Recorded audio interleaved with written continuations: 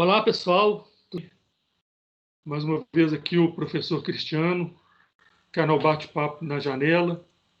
Hoje dando as boas-vindas a todos vocês para mais um programa Janela de Opiniões com o meu amigo Antônio Vital, Toninho. E aí, Toninho, beleza? Bom, tranquilo, abraço, aproveitando o ensejo para abraçar todo mundo aí da rede, né? Dar uma força pra gente aí, vamos, porque hoje a questão é polêmica, as questões são polêmicas. Hoje tem muito assunto, né, Toninho? Muito Passou bem a assunto, semana? Bem, graças a Deus, aí, tudo tranquilo, na paz? Tranquilo. Uma semana um pouco agitada, né, no noticiário.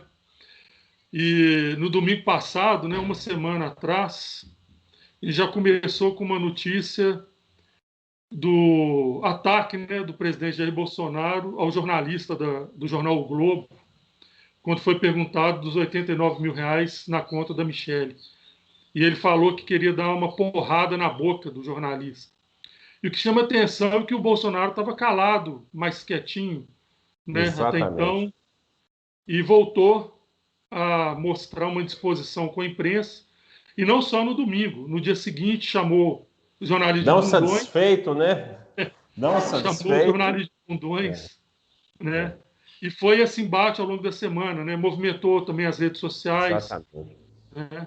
Disparou aí Twitter. E aí, Bolsonaro?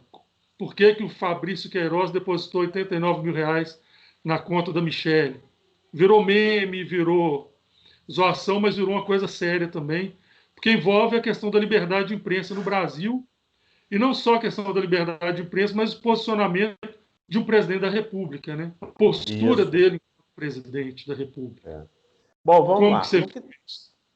No que se refere à questão pessoal do Bolsonaro, todo mundo já conhece, é o jeito dele, né? Sempre foi, como deputado. Se você for fazer uma lista, dá um livro, né? Das incoerências que ele cometeu nesse sentido, né? Não vou, você não merece ser estuprado, enfim, uma série de situações, vão metralhar não sei quem, e por aí vai. Então, do Não ponto de tem vista novidade, né, Toninho? é, isso aí não tem novidade. Agora, o que surpreendeu é que ele já estava, em segundo a imprensa, 63 dias sem esticar muita corda, né? Ele adotou uma postura, obviamente, orientada pelos assessores, até pensando em se salvaguardar e preservar para a futura reeleição. Ele estava tranquilo no seu lugar, mas parece-me que o assunto mexeu, né? Parece que foi uma coisa que Incomodou, né? e eu li até uma coluna na Folha de São Paulo, não vou conseguir citar a fonte aqui que eu esqueci, mas o cara diz que a violência é um dos primeiros recursos intolerantes, né?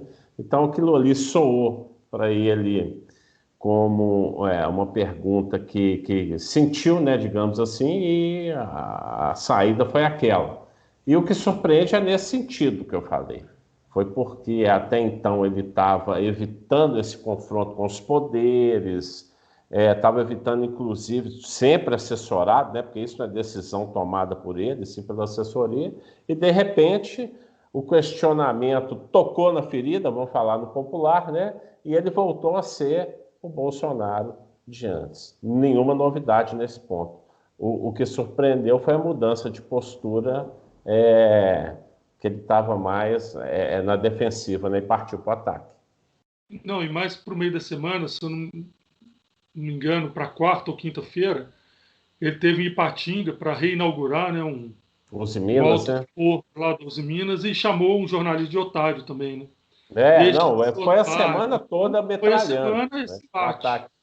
No que tange a questão do ataque à imprensa, sim, vou fazer um comentário nesse ponto também. É uma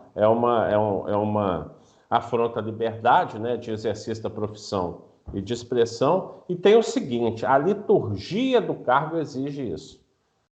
Eu vi um comentário muito interessante nas redes sociais de que isso na boca da Dercy Gonçalves não seria crime, mas na boca do presidente é. Eu achei interessante a posição, porque é verdade, né? No mínimo, Isso falta de decoro, né? a liturgia do cargo não permite uma situação dessa, é o decoro, é toda a situação que não dá para agir dessa forma, não. A Intempestivo assim, o postura que cargo a gente, exige uma postura diferente. a postura que a gente espera de um chefe de Estado é outra, né? Exatamente. completamente distinta dessa. Né? Ele não está numa reunião de condomínio, né? Ele está ali respondendo à imprensa um questionamento que, mesmo que tenha um viés político, que mesmo que tenha um viés de oposição, que mesmo que tenha uma pegadinha para derrubar, não deve ser tratada dessa forma. Exato. E a semana dele não foi mais tranquila também, porque teve um probleminha, né? Uma rusga, uma certa indisposição com o ministro Paulo Guedes, que no início do governo seria o ministro todo poderoso dele, né? O ministro da Economia, né? Defendendo a agenda de Austeridade, reformas, né? agenda de reformas que Uhum. que uma parte, né, da população, uma parte das pessoas esperam, nem todos, num viés mais liberal, alguns Uhum. consideram neoliberal, e o Bolsonaro no discurso agora de defender projetos sociais Uhum. do Brasil, desagradando o ministro. E nisso surge esse confronto, né? Extrapola um pouco o teto de gasto para poder garantir esse plano, não extrapola. E, na verdade, o Bolsonaro ele não foi eleito com essa perspectiva de investimento em projetos sociais dessa natureza. Né? Sim. Quem votou no Bolsonaro sabe, espera uma postura mais liberal no que tange às questões econômicas, tanto dele quanto do Paulo Guedes, e isso eles não escondem, né? Eles não escondem isso. Então, daí surge a questão: por que, que agora o Bolsonaro está preocupado com esse tipo de programa? Lógico, né? Um olhar, 2022. um olhar 2022. além, Reeleição. Reeleição. né? É o Porque é populismo eleitoral. uma outra mudança de postura, né? Ele não Isso. foi eleito com vistas a esse projeto e agora ele está assumindo isso. É, Ele mas viu vamos o que o colocar na projeto. conta também, que a pandemia trouxe o auxílio emergencial e ele experimentou uma popularidade em áreas, né, em situações que até então ele não entrava, né, que era só mais governo de esquerda. Então, esse benefício emergencial aí que o governo liberou, deixando bem claro que foi muito mais mérito do Congresso, né, que aprovou esse valor, mas ele surfou nessa onda aí. Tá? E motivado pelo populismo eleitoral, ele percebe que está na hora, né, pensando em 2022, em aumentar o teto de gastos, em que pese a opinião contrária à política do ministro, que eu reputo que é uma das últimas pilares desse governo. O Moro já foi embora, né, da justiça, aquilo que segurava. O lavajatismo ajudou muito nisso aí. Nós temos esse segundo ministro da Economia, né, que é o super-ministro, e ainda sobrou a Damares lá, que abriga a questão mais moral, mais religiosa do governo, né? Ideológico, né? Ideológica e religiosa fundamentalista, diga-se de passagem. Então, saindo o Guedes, eu acho que o governo vai ficar meio sem sustentação. Mas parece que ele já arrefeceu. Esse fim de semana parece que ele já está entendendo, percebeu que é uma questão muito mais política do que técnica e já está mudando o discurso, viu? No começo da semana você vai ver que ele já está mitigando a posição anterior, já está meio que aceitando esse aumento do teto. Não, e Agora, num acho que discurso. apesar de são coisas distintas, nós discutimos isso em off, eu acho que um não anda separado do outro. Não tem como a questão da austeridade fiscal e teto de gasto. São coisas distintas, fato. Mas não adianta querer subir teto de gasto sem arrecadação, ou sem sobra de arrecadação. Né? Se eu tenho um Estado que gasta 70%, 90% com folha, com despesas correntes, não tem como eu aumentar gasto em nada, né? Em nenhuma área do governo. Ô, Tony, porque ele, na verdade, né, nessa mudança de postura, ele mostra, assim, no meu entender, né, não só a preocupação com 2022, mas nós estamos às vésperas de eleições municipais, que querendo ou não, refletem, né, a política em nível federal e podem refletir para ele também uma derrota ou uma vitória nesse campo eleitoral, né, principalmente no que tange às eleições em grandes capitais.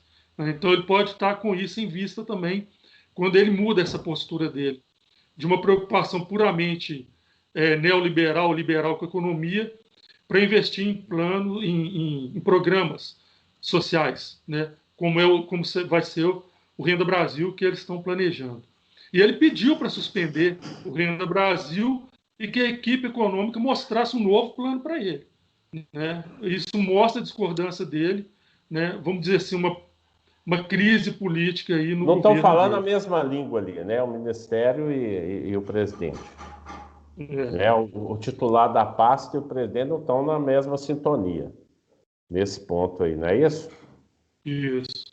É E porque o outro Ministério. fato, O ministro pensa tecnicamente, né? Com a cabeça ali na finança, nas planilhas e tal. E o governo pensa de olho em 2022, com o cenário político, inclusive você colocou muito bem, os palanques, principalmente das grandes capitais. O Bolsonaro ainda não entrou efetivamente na campanha, até porque não tem campanha ainda, né? São pré-candidatos, mas eu acho que ele vai fazê-lo quando a campanha oficial iniciar. E o Bolsonaro olha com esses olhos políticos e o Paulo Guedes técnico, né? O ministro em si. Então, por isso que há essa discordância. e a gente não pode esquecer que muitos governadores, em 2018, foram eleitos na onda do bolsonarismo, né? Muitos, Muitos, né? muitos, Muitos até muitos. que hoje são oposição a ele, Ah, igual o Jorge Dória, o o Witzel, que nós vamos falar Witzel dele, lá do Rio é um, o próprio Zema aqui em Minas Gerais, né? Utilizaram a onda, né, do É, bolsonarismo, se elegeram com alguns discursos populistas, né, de austeridade, de combate à corrupção, e depois, já pensando em 2022, romperam a cria, é, abandonando o criador, né, é. rompendo, roendo Uma a onda corda. de algo novo na política, mas que não está se mostrando tão novo assim. Vídeo Sim, que aconteceu com o Wilson Witzel lá no Rio de Janeiro, né? São pessoas exatamente. novas na política, mas que na prática, né, estão perpetuando velhas práticas da política brasileira. E Ô, o Rio de Janeiro Cristiano, tem se mostrado o que que muito. acontece com a nossa instituição? Você colocou bem o Rio de Janeiro, já iniciando aí a discussão do Witzel.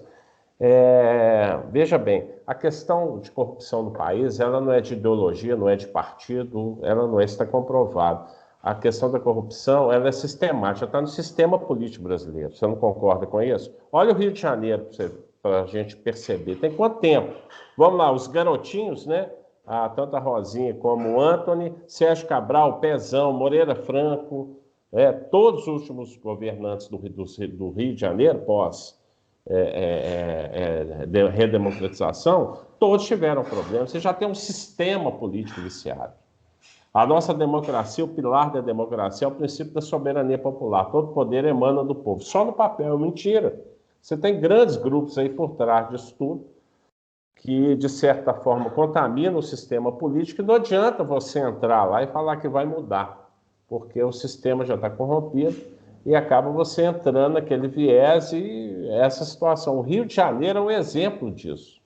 O Witzel entra, surfa numa onda contra a corrupção, surfa numa onda bolsonarista, numa onda, um discurso policialesco, né? Porque um dos grandes assuntos da população do ponto de segurança pública, de criminalidade, principalmente no Rio, e ele entrou nessa onda aí de um discurso populista policial, né? Que vai resolver a questão da criminalidade. Extremamente agressivo, né? Esse discurso, ele não adianta efetivamente para o problema, né? Estou falando da questão da segurança pública, esse discurso populismo policial, que vai resolver o problema da segurança pública dando tiro de fuzil a 50 metros, não adianta, isso não vai resolver o problema da favela do Rio, mas compra a consciência da população que acha que vai. É uma promessa rápida para resolver um problema complexo.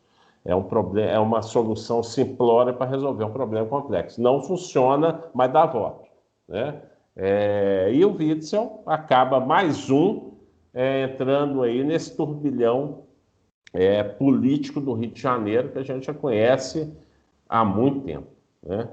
Ô, Tony, e eu estava vendo hoje uma entrevista de um professor de direito constitucional lá do Rio de Janeiro, ele falando justamente isso, né, que o problema do Witzel é muito mais político do que legal.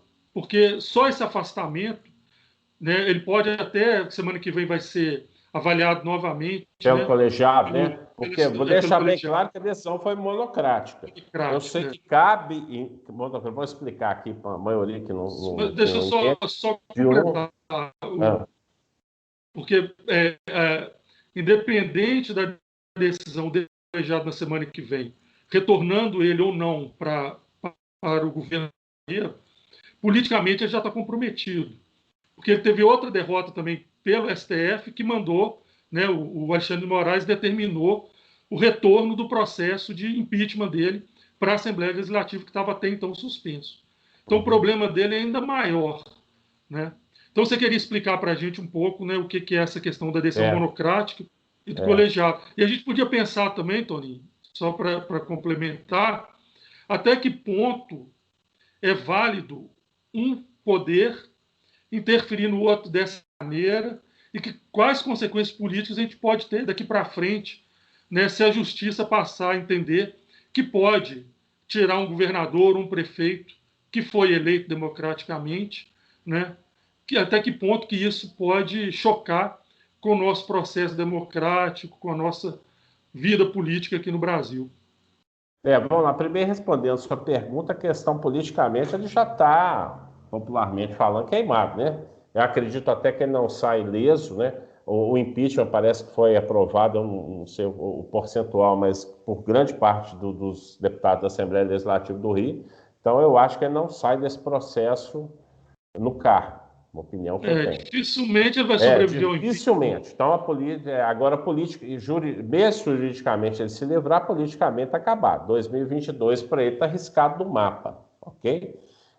Do ponto de vista jurídico, só para a gente explicar, foi uma decisão monocrática, né? Apenas de um ministro lá do STJ, e segundo interpretações aí de juristas renomados, a questão tem que ser decidida pelo pleno, né? Pelo colegiado. Isso deve ocorrer essa semana, né? Então, a defesa do Witzel está se apegando a essa tese, que foi uma decisão que fere o direito, e vai tentar reverter a situação. Em que pese, como nós já colocamos aqui, politicamente já está queimado. No que tange a questão dos poderes, né, a Constituição preconiza a independência e a harmonia dos poderes, né? Eles são independentes e harmônicos entre si.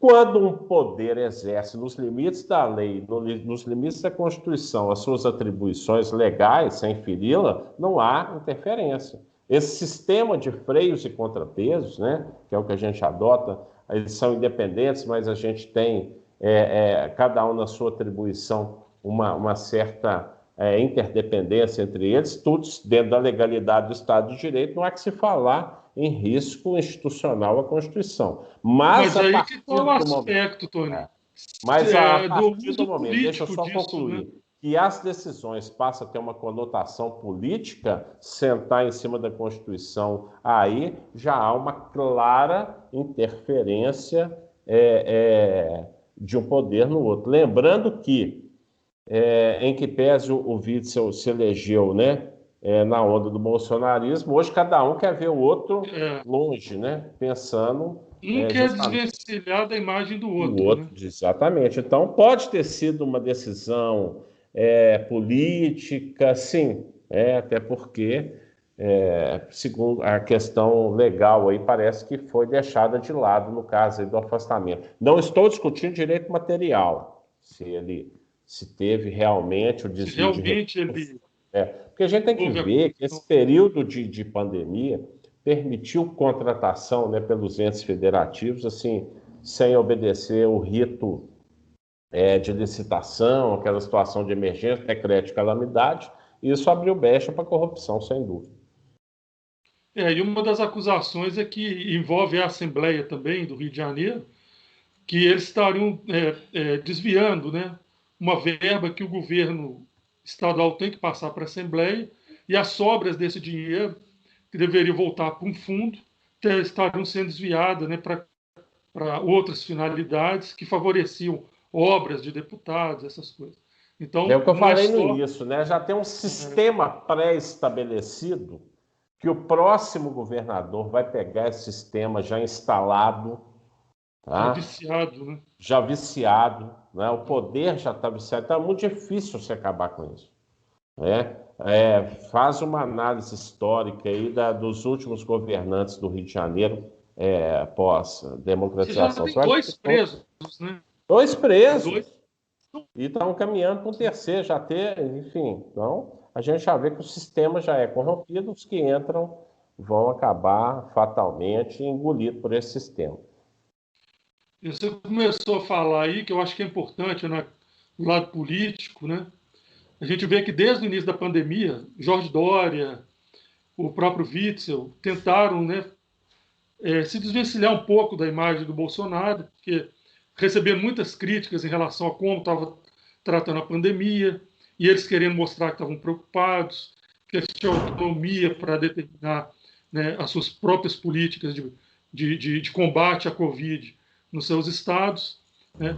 O, o próprio Witzel já tinha sido alvo, né, de uma ação da Polícia Federal há alguns meses atrás, e aí ele diminuiu, né, o tom de críticas em relação ao Bolsonaro, e agora o próprio Bolsonaro acha, né, alguns assessores dele, algumas pessoas próprias, acha que ele vai se cacifar com isso, com o afastamento do Witzel, Não tem tentando dúvida. desvencilhar a imagem do outro. Né?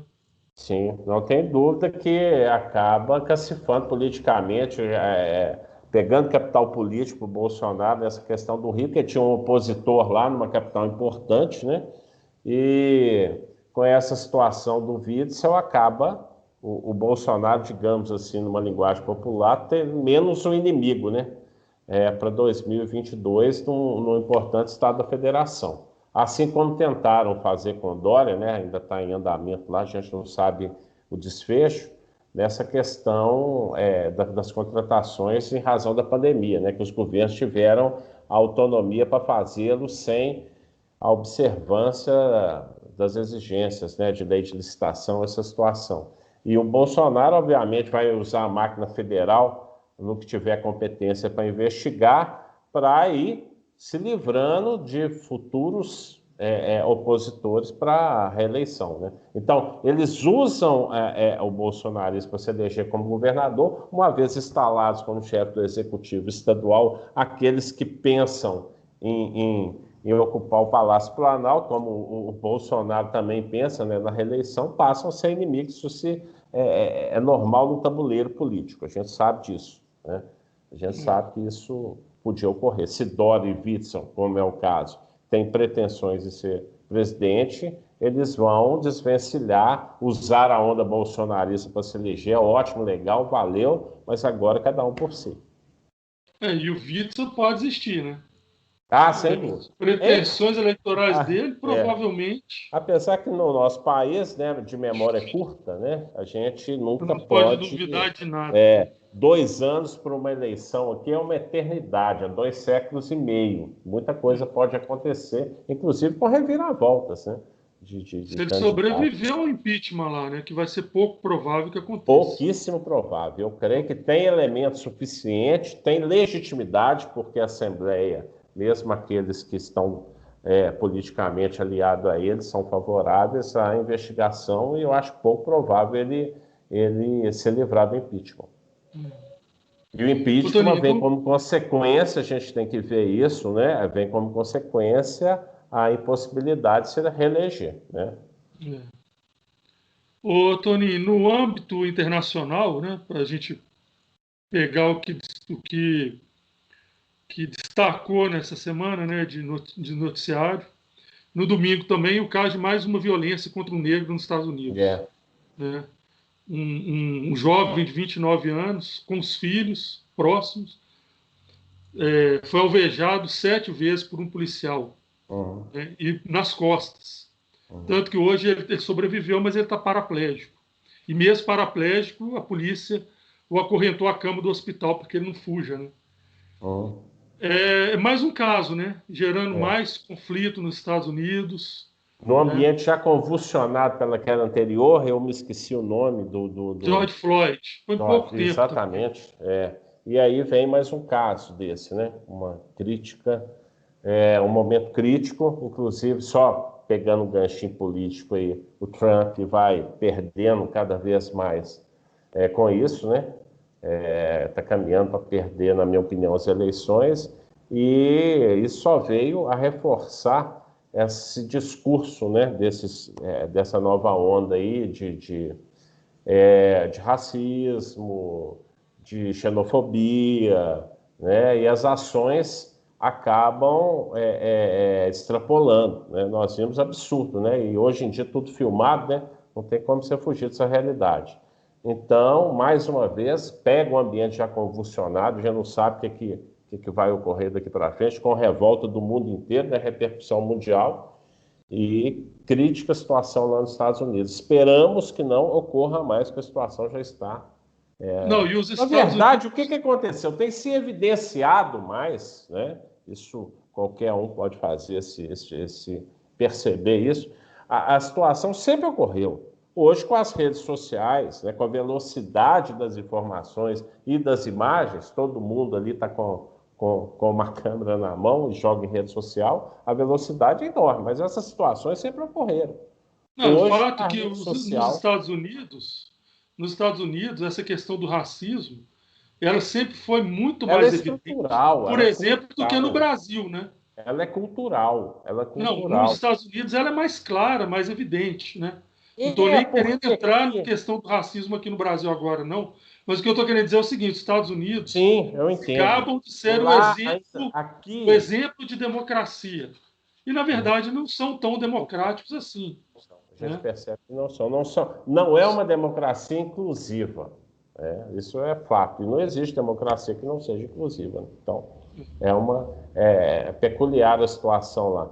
O Brasil tem racismo, obviamente, mas aqui a gente ainda enfrenta uma barreira social, uma questão social que mitiga essa situação. Eu vou dar um exemplo aqui bem claro, vou ir direto ao assunto. Sem volta, é o seguinte: o negro rico aqui, ele tem um tratamento melhor do que um branco pobre. Eu acho que abre mais as fronteiras a questão social. Lá não, lá eles não têm essa, essa distinção. Negro é negro, não importa a classe social, o que é um absurdo, né? Em pleno século XXI, a gente ainda conviver com situações desse tipo, nesse nível. Toninho, eu não sei, sabe? Aqui no Brasil, e nós tivemos a oportunidade já de conversar com uma jovem ativista do movimento negro, né, de oriundo de uma família de classe média, não é? Eu acho que a questão social no Brasil não mitiga, não. Eu acho que a questão do racismo no Brasil, ela é camuflada, escamoteada, Não, né? ela Mas não eu é acho que tão... o negro ele não aparece como nos Estados Unidos. Nós temos uma certa hipocrisia aqui, que nos Estados Unidos é mais escancarado. Principalmente no Sul, né? Por motivos históricos, né? Nós não vamos discutir isso aqui agora. Mas nos Estados Unidos é mais escancarado. No Brasil, não. No Brasil, você tem uma falsa, né, democracia racial. Né? Se você coloca um branco e um negro de um lado com as mesmas condições sociais, Não, né? mas aí eu coloquei em Não, condições distintas, né? eu sei. Não, entendi, mas ainda assim a questão Isso racial, sem dúvida. ela Não, em mesmas sobrepuja a condições questão sociais, não social. tenha dúvida que há o racismo, igual você bem colocou, não é tão escancarado como lá fora, mas que nós temos sem dúvida. Isso, não tenha dúvida disso. Os dados nos mostram isso, né? É, A questão da violência contra o negro, da violência contra o jovem negro, né? Isso é fato, isso é dado, né? Não há como questionar isso. o sistema carcerário, né? Se você vê quem está encarcerado, você vai ver que grande maioria é de negros e pardos, e por aí vai. É. E isso está sendo utilizado nos Estados Unidos politicamente. Você falou um pouco da perspectiva do Trump. Ele usa isso, né, para atingir aqueles brancos que moram normalmente naqueles subúrbios das grandes cidades, né, que são mais de direita, que são mais conservadores. É o discurso conservador, né? Não, é porque ele usa os protestos, né, para defender a questão da lei e da ordem. Aí, ó, tá vendo o que acontece? O que os negros estão fazendo? Até que ponto que está chegando essas manifestações, quebradeira, ele usa isso. Por outro lado, né, o candidato ao governo norte-americano, Joe Biden, que é democrata, ele usa o contrário. Né? A que ponto que nós chegamos no governo Trump? De desrespeito à população negra, de violência, de que o governo não Cada um consegue com a sua controlar essa narrativa, né? violência. Todo mundo quer tirar proveito da situação, Eles vão proveito usar isso política, e politicamente. cada um consegue, com a sua narrativa, né, levar, trazer eleitores ali, para cada um defende uma situação. Isso é natural de usar essa situação na questão política que a gente está lá próximo à sucessão, né? Isso é esperado. Infelizmente, nós estamos vivendo uma onda, não só nos Estados Unidos, não só no Brasil, mas na Europa também tem vários casos de intolerância, de crescimento, né, do preconceito, né, da intolerância mesmo contra negro. Você falou da xenofobia. Está começando a voltar a aparecer os casos. Está Né, ganhando uma dimensão que até então estava, né? Eu acho que escondida, digamos assim, porque sempre existiu. Mas agora a coisa tornou muito ostensiva. E a rede social é utilizada para propagar, né, tudo isso, né? Então, realmente, a gente tem experimentado. As pessoas estão tendo menos pudor de se assumirem preconceituosas. Exatamente. Não sei se é por essa postura conservadora que varreu também o mundo aí nos últimos anos, mas a gente tem visto isso mais destacado, essas condutas de racismo, de xenofobia. A gente tem percebido isso mais ostensivo. Tony, uma outra coisa que me chamou a atenção nessa semana foi o dono da Amazon, chama Jeff Bezos, né? Jeff Bezos. Ele foi o primeiro homem a alcançar a cifra de 200 bilhões de dólares de patrimônio. Você pegar 200 bilhões de dólares, muito país, mas muitos países. Não, é o PIB. Não tem o PIB. Não tem o PIB. Não tem esse PIB. Vou dar um exemplo aqui do sul-americano que todo mundo conhece. É um PIB maior do que o Equador, por exemplo, né? Para você ter uma ideia. Uma pessoa concentrado em uma pessoa, uma única pessoa, e tem 14, 15, 11%, não sei, das ações, fora outros investimentos. Bom, Cristiano, o que chama atenção, nós até conversamos esse off, é a questão do capital, né? Quem tem capital, quem tem dinheiro, né? Ele vai colocar, principalmente nesse período de pandemia, de crise econômica, ele consegue, tem uma mobilidade de capital, apesar que a área dele já foi, digamos assim, potencializada com essa crise, né? Que é o e-commerce, né? Que é a compra pela internet. E nessa pandemia, essa modalidade cresceu muito. E o dinheiro, o capital consegue, né, ir atrás, né, de onde ele vai conseguir obter lucro. Isso é fato. Agora, o que chama a atenção aqui não há uma discussão, é só as mazelas do capitalismo mesmo, não é defesa antagônica do capitalismo, mas é o seguinte: o que chama a atenção é que entre os empregados com menor remuneração estão os ligados às empresas desse magnata aí, não é isso? Isso que chama a atenção. A irresponsabilidade social do capitalismo nesse ponto. Toninho, mas como é que a gente pode entender e até aceitar que em um dia, isso foi no mesmo dia, a fortuna dele cresceu 13 bilhões de dólares em um dia? É algo assim, é um assinte para nós, né? É um assinte você pensar que aqui não vai uma questão. Não é uma discussão aqui ideológica. De idealismo. Não, eu falo assim, um mundo em que milhões de pessoas passam fome. Né? É uma questão que muitos países, né? Assim, do capitalismo que não dá para a gente aceitar, não dá para entender. Não é uma crítica para estabelecer aqui um antagonismo entre capitalismo e comunismo, não é nada disso, é apenas uma constatação de que há uma distribuição muito desigual. Mas a gente tem que constatar que é uma proporciona, né? É uma das mazelas. O Brasil mesmo é um exemplo disso, né, Tony? Concentração de renda, como que você concentra renda? O Brasil é o país com maior concentração de renda do mundo. Se não for o maior, está entre os 2 ou 3 maiores países com concentração de renda, né? Onde pequena parcela da população concentra mais da metade da riqueza toda que tem no país. E o que se acentuou isso com essa crise mundial aí, né? Se acentuou mais, né? Ou seja, alguns mais ricos ficaram alguns ricos ficaram mais ricos e os pobres, sem dúvida, mais pobres, né? E é um absurdo. Bom, Tony, é isso. Te agradeço mais uma vez. Eu que agradeço a oportunidade. Estamos aí firme e vamos esperar. A semana promete ser cheia, né, com o desdobramento do que nós já vimos.